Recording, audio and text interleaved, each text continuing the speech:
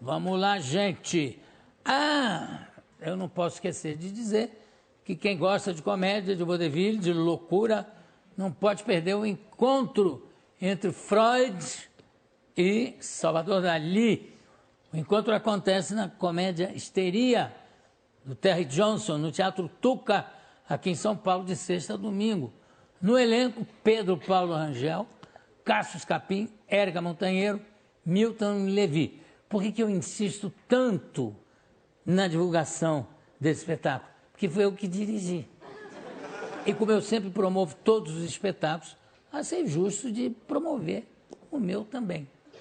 E já que estamos na área das artes, eu vou conversar agora com uma atriz, cantora e defensora de várias causas sociais, Letícia Sabatella.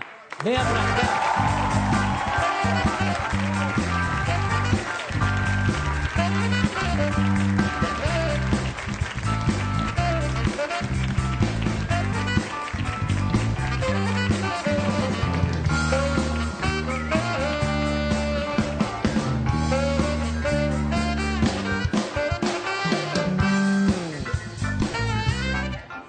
Mais juntinho daqui, por favor. Yes. E aí, menina? Olá, então. Continua linda, como sempre. E sempre engajada em alguma coisa importante, né? Algo que dê sentido à vida, né? Mas é impressionante que, às vezes, causas que parecem, à primeira vista, parecem causas perdidas, e você transforma isso em causas vencedoras. E isso é uma constante que começa a acontecer na tua vida, o que é maravilhoso, né? Porque você, agora mesmo você está com um projeto, você não me disse exatamente o que era, mas eu já fiquei fascinado porque envolve haitianos hoje... e no Sátiros. Sim, vai ser uma apresentação, foi muito emocionante ontem o encontro que a gente teve com um grupo de haitianos que foi selecionado, são pessoas que estão aqui, alguns estão há 2 meses, tem uma dificuldade de adaptação, né, e tem talentos, o ritmo haitiano, a música, tem uma comunicação que pode se dar melhor também pela arte. E que língua vocês falam quando se encontram? Bom, a gente fala um pouco de português, um pouco de francês, que é o que eles falam. Eles falam uma língua muito bonita também, né? A língua deles, que a gente não entende. Você sabe, Letícia, quando eu estava fazendo o espetáculo com a Bibi Ferreira no Teatro Raul Cortez, eu entrava pelos fundos, eu entrei e vi 2 negros muito bonitos carregando aqueles latões de lixo. Estavam trabalhando como na faxina do prédio. E eu vi que eles estavam falando em francês. Aí eu me aproximei e comecei a falar com eles. Vocês são da onde? Do Haiti? Aí quando eles viram que tinha alguém que falava a língua deles, eles deviam estar sentindo um isolamento tão grande que eles ficaram numa alegria, começaram a chamar os outros. E tinham 6 ou 7 haitianos trabalhando ali, um trabalho braçal. E eu percebi que eles tinham um nível de informação, um nível cultural muito maior do que o trabalho que eles estavam exercendo. É que ali eles não tinham como fazer para trabalhar no que eles já tinham sido preparados pela vida para fazer. É o que faz o desterro, né? A distância da sua cultura. Tantas rupturas a gente tem visto pelo mundo. Os refugiados, essa situação toda. Me comove muito a situação das pessoas que elas têm que se deslocar de suas culturas. Eu acredito, eu me vejo muito existindo como um corpo que vem realizando coisas que foram sonhadas por gerações e gerações antes de mim. Eu tenho sempre essa sensação, assim, que é um ramo de uma árvore que tem uma raiz, que tem uma história, que tem uma existência. E a gente vê muitas rupturas tão brutais dessa existência, né? A cultura é para ser mudada, mas não rompida, não destruída, né? Não morta, sufocada. Ela é para ser transformada. Nosso caminho, nossa veia, nosso caminho, nosso sangue, né? De transformação, de conhecimento. Agora você imagina uma pessoa de São Paulo que vai morar, por exemplo, na belíssima Pernambuco, uma terra maravilhosa,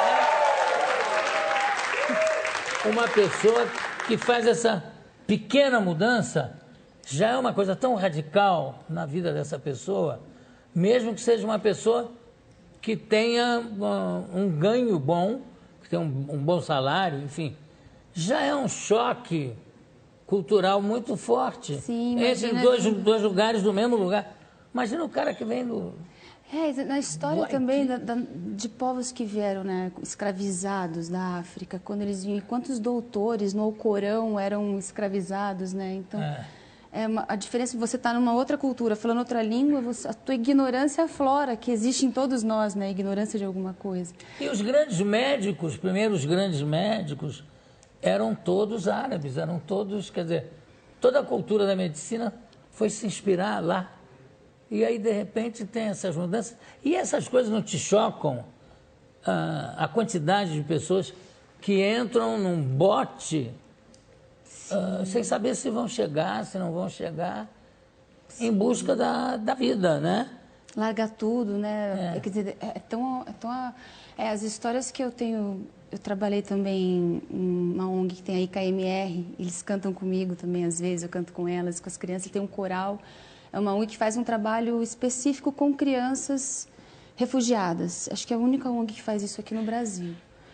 E é muito as histórias, de onde elas vêm, o grau de violência, quando você começa a ouvir, você pensa, nossa, a primeira vez que eu fui encontrar com elas, eu pensei, nossa, eu estava tão emocionada que eu não vou chorar, como é que vai ser? Mas elas vêm, acho que com tanta gratidão por estarem sendo acolhidas aqui. E criança é tão regeneradora, tão vital, tem essa energia, né, de motivação, que elas transformam a gente. Mas as histórias são de indução, assim, é muito violento mesmo, assim, de estupros coletivos, né, em meninas, de assassinatos, de fazerem as crianças assassinarem os próprios pais. Então, e violência psicológica, induzem, drogam, e as crianças acabam sendo os soldados das frentes de batalha. Então, da onde eles estão fugindo é um terror realmente muito grande para justificar esse risco que correm. Não é porque são loucos, não é porque não amam a vida, porque amam a vida, porque querem mais sentido para ela, viver ela mais plenamente. Acho que da mesma maneira as pessoas que de algum modo se dedicam a uma causa. Acho que você falou uma coisa tão interessante, porque essa medida, né, quando você disse, cuidado para que a causa não seja maior do que você. Isso é a medida mais difícil da gente ponderar, porque uma causa, uma situação, uma questão que atinge 204 milhões de pessoas é maior do que eu. Já é, né? Ou que atinge muito mais coisas. Não que eu seja a arma, a ferramenta única, né? Mas acho que em nome das pessoas que se entregam, que se dedicaram, pessoas que já foram mortas por isso, né? Que já lutaram para que mais pessoas tivessem dignidade, ou liberdade, ou condições de igualdade, né? Para que esse sentido do amor fosse mais plenamente realizado, né? Agora, como é que as pessoas encaram essa sua dedicação a essas causas e, ao mesmo tempo, ter uma carreira de cantora e de atriz? Nessa área, o que você prefere fazer? Você está fazendo um show pelo país que chama-se Caravana Tonteria, é isso? E o que veio primeiro na tua vida, o teatro ou a música? A música sempre vem antes de tudo. Na vida, no som, né? Minha avó, minha mãe são cantoras, a família de mulheres que trabalham cantando, sabe? Que fazem as coisas cantando e cantarolando muito, canto de trabalho. E o teatro veio depois, eu comecei a fazer teatro depois que eu já fazia dança, fazia balé no Guaíra. E eu acho que eu precisava me expressar, descobrir como, né? E tinha muita influência de musicais também, eu via... Minha mãe gostava muito de ver filmes, né? De ver musicais. Você nasceu aonde exatamente? Eu nasci em Belo Horizonte, fui criada em Curitiba. Minha formação é de Curitiba e sul de Minas. Quer dizer, aquele teatrão lá Teatro É Guaíra. maravilhoso. Meu avô ajudou a construir. É? Fiz vários espetáculos lá, é um teatro deslumbrante. Era o quintal da casa da minha avó, porque eles moraram num apartamento do lado do teatro, né, que compraram na planta, junto com a construção do teatro. Então, quando a minha infância em Curitiba era fazer balé, frequentar o teatro, assistir os concertos, as óperas. Não dava para escapar mesmo. Não, assisti muita coisa da Coxia. Letícia, e agora você está em que cidade? Eu sei que você ontem estava em São Paulo, nessa reunião, lá no Sátiros. Já era mais de meia-noite, eu acho, por aí, quando a gente conseguiu se falar. Eu falei, o que essa menina sumiu? Cadê ela? E o Dinho entrou em desespero. O Dinho, na 1h30 que ele me telefonou, que ele tentou me achar, eu estava no ensaio. Ficou quase doido. Desculpa, e você Dinho. deixou um recado chamando ele de sonho. Eu achei isso tão bonito. Você falou, sonho, não, olha, eu vou Não, foi errado. Dinho, saiu o sonho. É que é corretor de celular, de arte. Dinho, sonho, não é? Dinho, olha, não se entusiasme. É o Dinho. Que foi um equívoco. Mas você não desliga o corretor? Eu estava sonhando. Vou desligar, vou cometer os meus próprios erros. Ele erra bonitinho. muito por mim. Ficou lindo, sonho. Não, ele me surpreende também, esse corretor. Eu brinco com ele um pouco. Me fala, em relação à Lei Rouanet, você já ouviu muita bobagem também sobre a Lei Rouanet, não? É muito doido. Teve uma reação muito sombria, né, por qualquer coisa que se coloque contra a ordem estabelecida, assim, de pensamento de algumas pessoas. E essa reação foi assustadora. E em cima de uma acusação, foi uma coisa instigada de algum blogueiro que fala assim, foi contra o impeachment, se coloca contra, né, o golpe, contra o impeachment, defende a legalidade do governo, porque na verdade está mamando nas tetas da Lei Rouanet e acusou de um valor de, como se tivesse pego 1.500.000 da Lei Rouanet. Porque a Lei Rouanet está aí para tenho um projeto jogar aprovado. Dinheiro para as pessoas. Não existe. Por mais que se explique. Mas as pessoas no começo elas grunhiam. Era uma coisa xingando. Vadia! Não sei o quê. Era uma Vadia coisa... também? Isso era fino, isso era o melhor. Não era horrível. Xingamentos horríveis. Meus primeiros grunhidos, tá. Aí nas redes caiu o Facebook, voltaram com o Facebook, de pessoas me defenderam, movimento de apoio muito carinhoso, assim, que deu força, voltou a página. E nessa conversa eu comecei a perceber que as pessoas que continuaram ali tentando derrubar e xingar, a pessoa quer ter razão numa coisa que não existe. Não, mas é xingar. Você olha na página dela, tem cheio de coração, você não entende como ela pode ser tão agressiva. De repente, muitas pessoas defendendo, conversas, aquele fórum que segue, né, nas redes, até que uma hora eu vejo que a pessoa começa a falar, a verbalizar uma angústia, uma mágoa. E eu acho que as pessoas estão magoadas com uma crise, com uma situação, e muito foi feito para se instigar um ódio, bodes expiatórios específicos. Não são os artistas?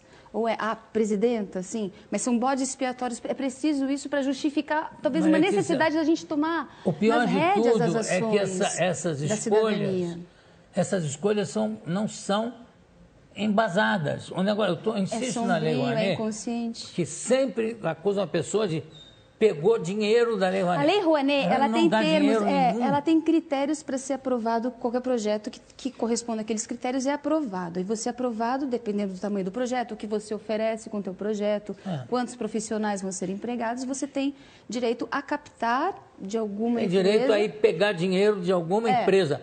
Não tem nada a ver do governo dar dinheiro. E o que eu acho interessante desse discurso da lei, porque são termos, são critérios técnicos para ser aprovado. E eu acho que a gente precisa de critérios para a gente escolher os projetos de governo do país. A gente fica assim, será que se a pessoa é dessa religião, é daquela religião, se é verde ou se é azul? E, na verdade, não é pelo carisma, são critérios. Mas o critério... Aí que vem o projeto que eu estou defendendo, que é a das cidades sustentáveis. Antes disso, os critérios podem mudar dependendo do governo.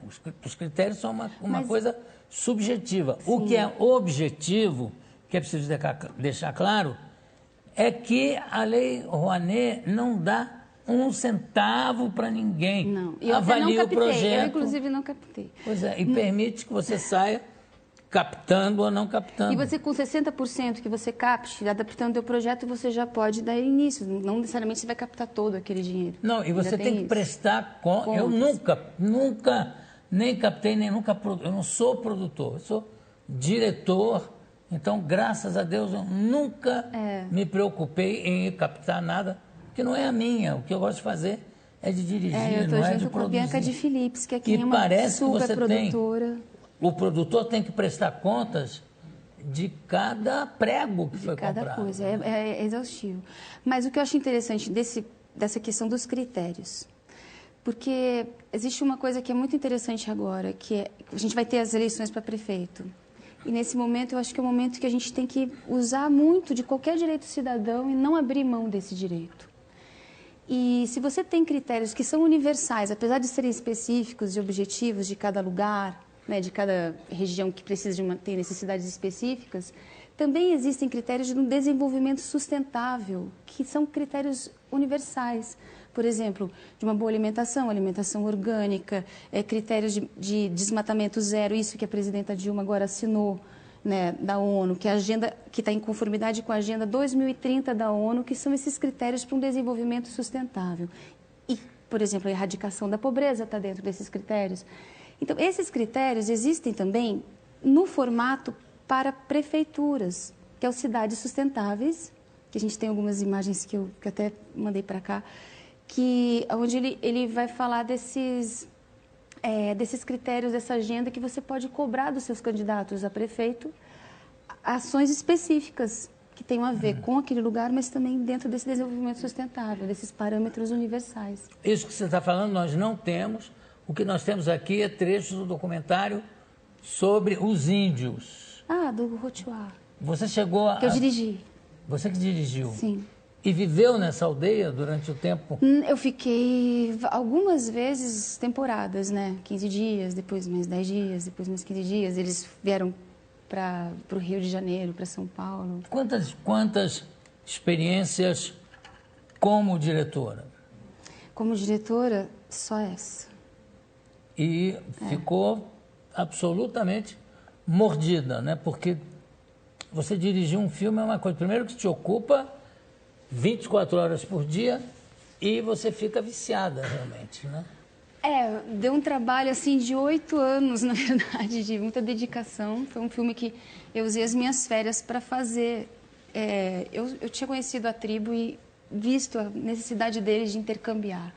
E eu aprendi isso com os indigenistas que me orientaram, né, com o Fernando Schiavini também, Ulisses, que a cultura, ela não é do índio, né, das tribos, não é para deixar num zoológico inatingível, não. Cultura é viva, tem que ser trocada para estar viva. E eu descobri que eles tinham lá o palhaço sagrado da aldeia, né, o Rotuá. Eles me pediram para fazer um documentário junto com o movimento de recuperação da aldeia. E aí a gente conseguiu fazer essa recuperação das sementes que eles tinham perdido, junto com a recuperação desse ritual e a gravação do documentário, que é deles. O direito autoral, a renda é deles. É da aldeia. Sim. E o Rotuá está viajando por aí. E você está viajando por aí também? Estou viajando com a Caravana Tonteria, que é esse grupo que tem as minhas músicas, com o Paulo Braga, o Fernando Alves Pinto, o Zé Silva. Trágica.3, a peça que eu faço antigo, a Denise faz a Medeia, a Denise Del Vecchio, o Miwa Nagzawa, a Denise Electra, também, que é uma atriz. Prêmio Shell. Manda um beijo imenso, que eu estou com muita saudade. Denise ganhou o Prêmio Shell de melhor atriz por essa peça. Eu e o Fernando Alves Pinto e o Marcelo H concorremos pela trilha sonora, que foi um trabalho autoral e musical ao mesmo tempo, assim, né? De uma performance que o Guilherme pediu pra gente fazer. Foi muito legal.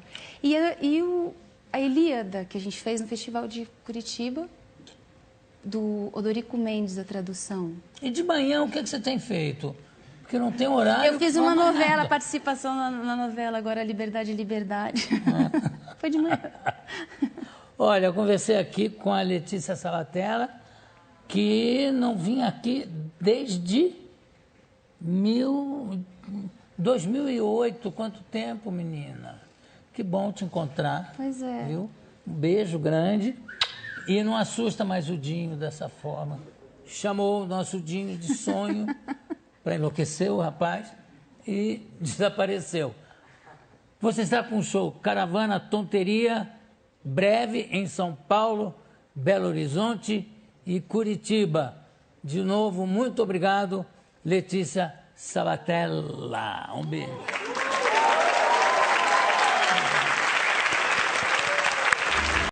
E é muito as histórias, de onde elas vêm, o grau de violência, quando você começa a ouvir, você pensa, nossa, a primeira vez que eu fui encontrar com elas, eu pensei, nossa, eu estava tão emocionada que eu não vou chorar, como é que vai ser? Mas elas vêm, acho que com tanta gratidão por estarem sendo acolhidas aqui, e criança é tão regeneradora, tão vital, tem essa energia, né, de motivação, que elas transformam a gente, mas as histórias são de indução, assim, é muito violento mesmo, assim, de estupros coletivos, né, em meninas, de assassinatos, de fazerem as crianças assassinarem os próprios pais.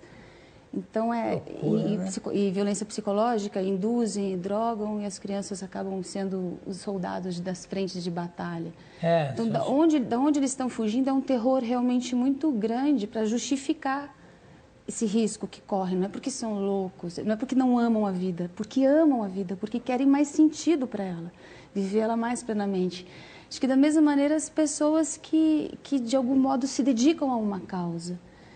Acho que você falou uma coisa tão interessante, porque essa medida, né, quando você disse, cuidado para que a causa não seja maior do que você.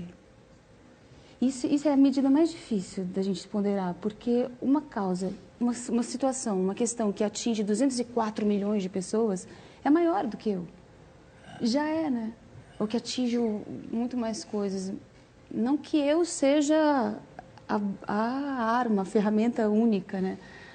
Mas acho que em nome das pessoas que se entregam, que se dedicaram, pessoas que já foram mortas por isso, né? Que já lutaram para que mais pessoas tivessem dignidade, ou liberdade, ou condições de igualdade, né? Para que esse sentido do amor fosse mais plenamente realizado, né? Agora, como é que as pessoas encaram essa sua dedicação a essas causas e, ao mesmo tempo, ter uma carreira de cantora e de atriz? Nessa área, o que você prefere fazer? Você está fazendo um show pelo país que chama-se Caravana Tonteria. É isso? E o que veio primeiro na tua vida, o teatro ou a música? A música sempre vem antes de tudo. Na vida, no som, né? Minha avó, minha mãe são cantoras, a família de mulheres que trabalham cantando, sabe? Que fazem as coisas cantando e cantarolando muito, canto de trabalho. E o teatro veio depois. Eu comecei a fazer teatro depois que eu já fazia dança, fazia balé no Guaíra. E eu acho que eu precisava me expressar, descobrir como, né? E tinha muita influência de musicais também. Eu via, minha mãe gostava muito de ver filmes, né? De ver musicais. Você nasceu aonde exatamente? Eu nasci em Belo Horizonte, fui criada em Curitiba. Minha coração, você não entende como ela pode ser tão agressiva. De repente, muitas pessoas defendendo, conversas, aquele fórum que segue, né, nas redes, até que uma hora eu vejo que a pessoa começa a falar, a verbalizar uma angústia, uma mágoa. E eu acho que as pessoas estão magoadas com uma crise, com uma situação, e muito foi feito para se instigar um ódio, bodes expiatórios específicos. Não são os artistas, ou é a presidenta, assim, mas são bodes expiatórios. É preciso isso para justificar, talvez, uma necessidade da gente tomar nas rédeas as ações. O pior de tudo é que essas escolhas não são embasadas. Eu insisto na Lei Rouanet, inconsciente, que sempre acusa uma pessoa de pegou dinheiro da Lei Rouanet. A Lei Rouanet, ela tem termos, ela tem critérios para ser aprovado. Qualquer projeto que corresponda àqueles critérios é aprovado. E você é aprovado, dependendo do tamanho do projeto, o que você oferece com o teu projeto, quantos profissionais vão ser empregados, você tem direito a captar de alguma empresa. Tem direito a ir pegar dinheiro de alguma empresa. Não tem nada a ver do governo dar dinheiro. E o que eu acho interessante desse discurso da lei, porque são termos, são critérios técnicos para ser aprovado. E eu acho que a gente precisa de critérios para a gente escolher os projetos de governo do país. A gente fica assim, será que se a pessoa é dessa religião, é daquela religião, se é verde ou se é azul? E, na verdade, não é pelo carisma, são critérios. Mas o critério... Aí que vem o projeto que eu estou defendendo, que é do Cidades Sustentáveis. Antes disso. Os critérios podem mudar dependendo do governo. Os critérios são uma coisa subjetiva. Sim. O que é objetivo, que é preciso deixar claro, é que a Lei Rouanet não dá um centavo para ninguém. Não. E eu avalia não captei. O projeto. Eu, inclusive, não captei. Pois é, e permite que você saia captando ou não captando. E você, com 60% que você capte, adaptando o teu projeto, você já pode dar início. Não necessariamente você vai captar todo aquele dinheiro. Não, e você tem que prestar conta. Eu nunca, nem captei, nem nunca... Eu não sou produtor, eu sou diretor. Então, graças a Deus, eu nunca me preocupei em captar nada, que não é a minha. O que eu gosto de fazer é de dirigir, não é de produzir. Eu estou junto com a Bianca de Philips, que aqui é uma super produtora. O produtor tem que prestar contas de cada prego que foi comprado. De cada coisa, é exaustivo. Mas o que eu acho interessante dessa questão dos critérios, porque existe uma coisa que é muito interessante agora, que é a gente vai ter as eleições para prefeito. E nesse momento, eu acho que é o momento que a gente tem que usar muito de qualquer direito cidadão e não abrir mão desse direito. E se você tem critérios que são universais, apesar de serem específicos e objetivos de cada lugar, né, de cada região que precisa ter necessidades específicas, também existem critérios de um desenvolvimento sustentável, que são critérios universais. Por exemplo, de uma boa alimentação orgânica, critérios de desmatamento zero, isso que a presidenta Dilma agora assinou. Né, da ONU. Comecei a falar com eles, vocês são da onde? Do Haiti? Aí quando eles viram que tinha alguém que falava a língua deles, eles deviam estar sentindo um isolamento tão grande, que eles ficaram numa alegria, começaram a chamar os outros. E tinham 6 ou 7 haitianos trabalhando ali, um trabalho braçal, e eu percebi que eles tinham um nível de informação, um nível cultural muito maior do que o trabalho que eles estavam exercendo. É que ali eles não tinham como fazer para trabalhar no que eles já tinham sido preparados pela vida para fazer. É o que faz o desterro, né? A distância da sua cultura. Tantas rupturas a gente tem visto pelo mundo, os refugiados, essa situação toda. Eu me comove muito a situação das pessoas que elas têm que se deslocar de suas culturas. Eu acredito, eu me vejo muito existindo como um corpo que vem realizando coisas que foram sonhadas por gerações e gerações antes de mim. Eu tenho sempre essa sensação, assim, que é um ramo de uma árvore que tem uma raiz, que tem uma história, que tem uma existência. E a gente vê muitas rupturas tão brutais dessa existência. Né? A cultura é para ser mudada, mas não rompida, não destruída, né? Não morta, sufocada. Ela é para ser transformada. Nosso caminho, nosso caminho, nosso sangue, né, de transformação, de conhecimento. Agora você imagina uma pessoa de São Paulo que vai morar, por exemplo, na belíssima Pernambuco, uma terra maravilhosa. Uma pessoa que faz essa pequena mudança já é uma coisa tão radical na vida dessa pessoa, mesmo que seja uma pessoa que tenha um ganho bom, que tenha um bom salário, enfim. Já é um choque cultural muito forte. Sim, entre dois lugares do mesmo lugar. Imagina o cara que vem do...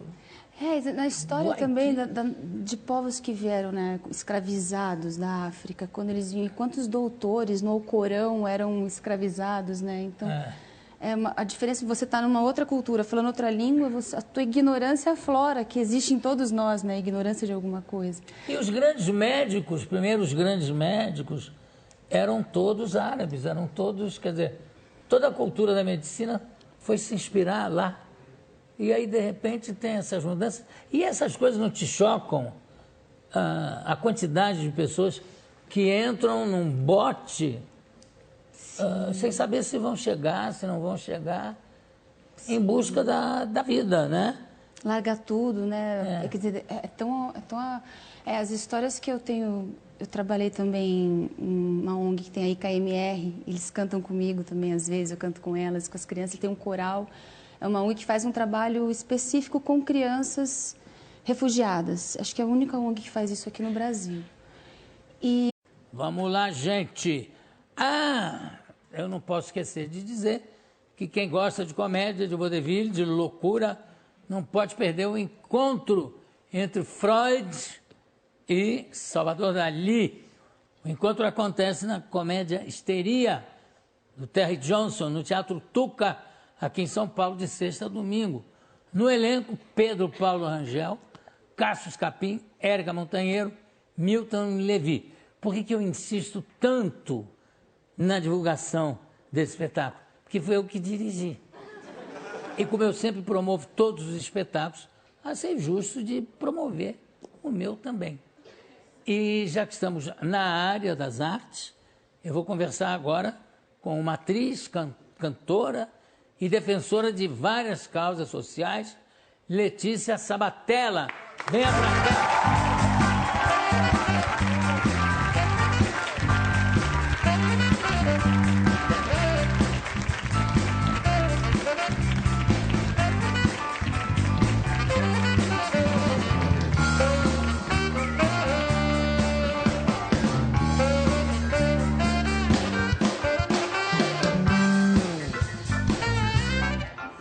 Mais juntinho daqui, por favor. Yes. E aí, menina? Olá, então. Continua linda, como sempre.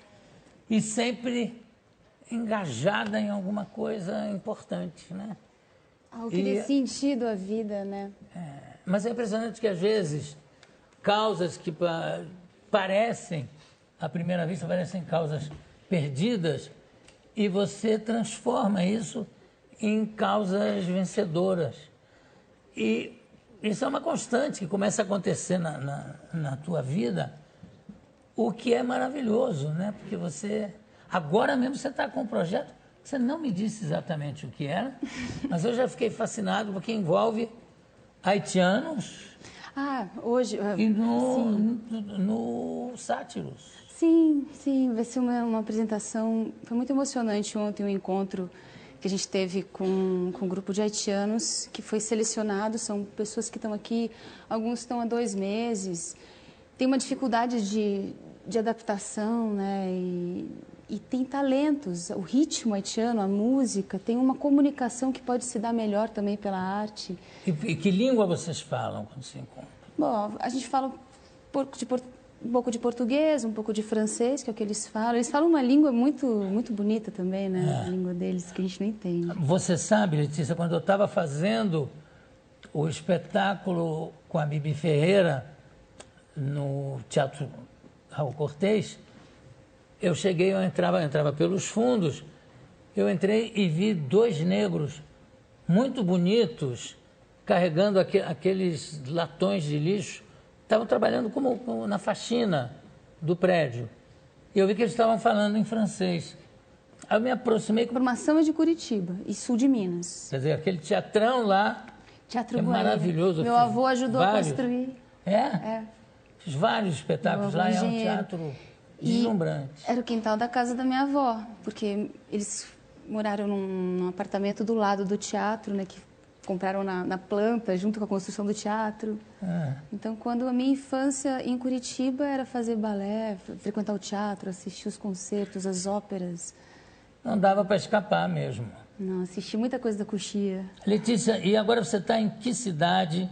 Eu sei que você ontem estava em São Paulo, nessa reunião, lá no Sátiros.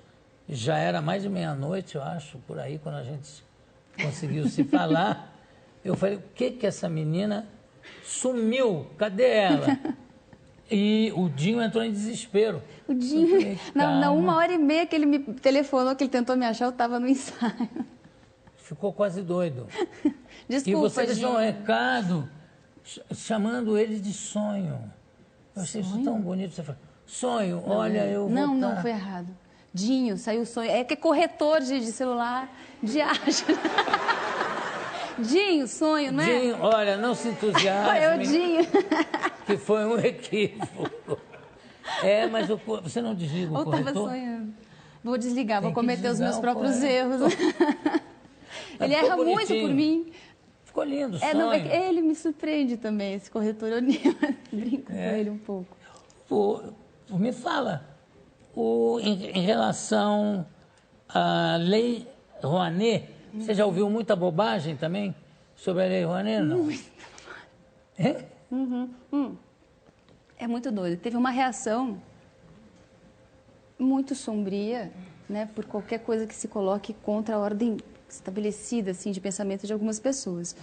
E essa reação foi assustadora e em cima de uma acusação, foi uma coisa instigada de algum blogueiro que fala assim, foi contra o impeachment, se coloca contra, né, o golpe, contra o impeachment, defende a legalidade do governo, porque na verdade está mamando nas tetas da Lei Rouanet e acusou de um valor, como se tivesse pego 1.500.000 da Lei Rouanet.